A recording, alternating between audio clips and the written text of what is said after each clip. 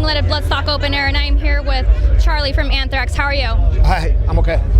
So you guys recently released For All Kings album. What would you say the response has been like? It's been very, how could I put this? Welcoming, very positive. People love it, and we're very happy about that. We spent a good amount of time making it, and at a certain point, we all looked at each other and like, wow, this is really good, you know? We just couldn't wait for people to hear it. So, yeah, we're very happy. So the album did manage to crack the Billboard 200, making it number 9 for some time. Did you ever think it would be received so well and be so high on the list? Well, of course, we had, this goal to have it reach as many people as we possibly could. But, for us, you have to understand, we went through a period before the last album, Worship Music. We went through a period of, we always say peaks and valleys. And we went through a period where it was kind of dark, and we just needed to feel that sense of power and love again and just create some good music. And then we did the Worship Music record, which was a complete going on an uphill, and we took all that good momentum and took it into making this record, and that's exactly how it went. So the thing about us is, like, we still have this New York kind of mentality.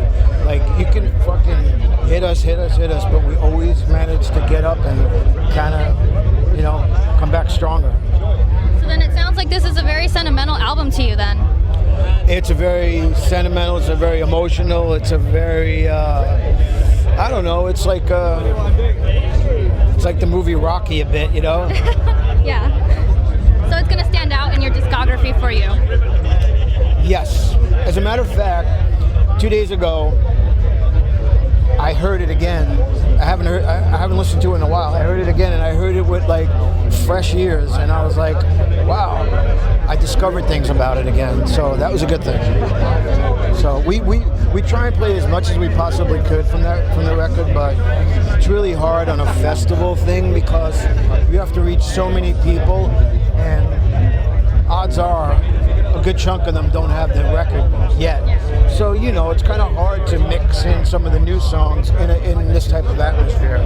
So you got to stick to your old favorites. So you guys are also going to be releasing this album on vinyl. It looks like a few bands are doing this. Do you feel like there's a really high demand for such a vintage item? Well, I've been into vinyl for a long time. I don't think I've ever stopped buying things on vinyl. Like, I was the one on eBay searching for this or searching for that.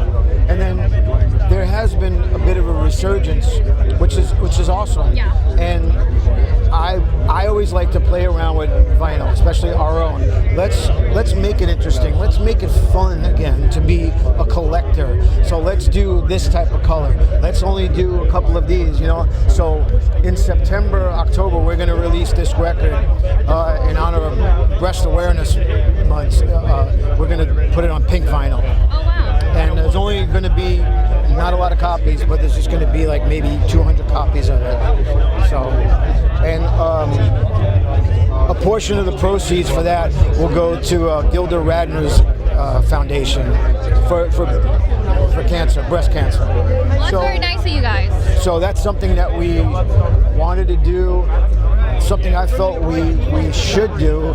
I lost my mom to cancer, and it has more of a deeper meaning. So the band recently celebrated its 35-year anniversary in July. Yeah. That's a really great accomplishment. Looking back at your career, did you think you'd be here today and just be in the position that you're in? Not really. I never really thought we would take it this far. But, man, I don't know. It's like, it seems like as much as people in the media or in that type of, they give you a sense that heavy metal or hard rock is dead or whatever. And we've always said, no, you're wrong. It's not dead. It's just more underground. You don't hear about it the way you once did. Now, what people talk about more are those type of shows where somebody's out there with a laptop and people are seeing some guy playing a laptop. This is what it's all about. This is rock and roll, people. You know what I mean? So all these people love this. You know, this is heavy metal is a family. It's a way of life. It is. It's not like you don't get a fair weather type of fan here. You know, they're into it. So you appreciate it, and they appreciate us, and it's a give-take thing, and we love it. In a previous interview, you had said that this possibly might be the last record for the band. Scott later said that it won't be. Where does the band stand as far as writing future records? So, I should clarify that. Okay. That was taken completely out of context. He asked me, this record he felt was probably the greatest thing we've ever done. Where do you go from here? And then that led into the conversation. I don't know, you know, maybe this could be the last one, and I would be happy with that. That's what I said. But of course, fucking idiots like on that Blabbermouth site, I hate them.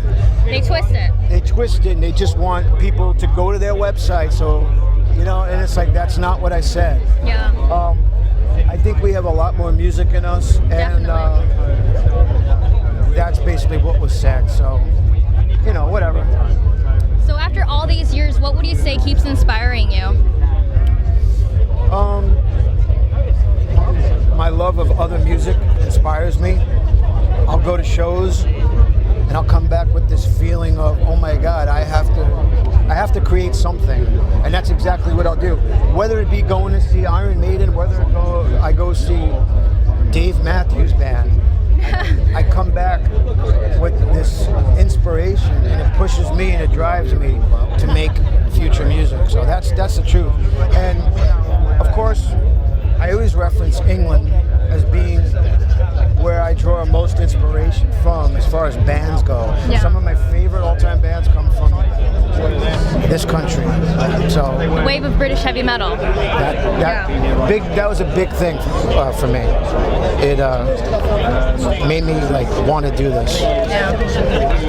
So after Europe, you guys are headed to America to tour with Slayer and Death Angel. It's a very classic lineup. How excited are you guys for this upcoming tour? I think it's a great package. Yeah. And I wish other packages would do something like this too.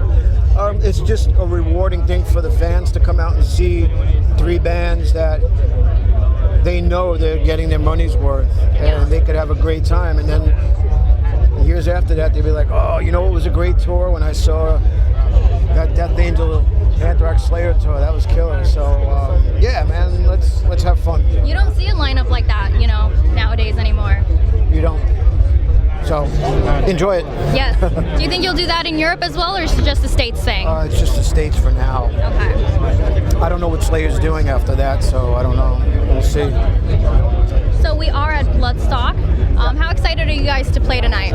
Oh, this is our last show. This is the last show in Europe, and this tour over here started the end of May, and this will be our third trip back now. So we're excited to end it in a big way here. So yeah, we're very happy. Bloodstock is a very awesome festival, so it's a really great way for you guys to go back home. Yeah. So I think we'll have a good gig today. Definitely. All right. Well, I want to say thank you so much for taking the time, and good luck with the way home. Thank you very much.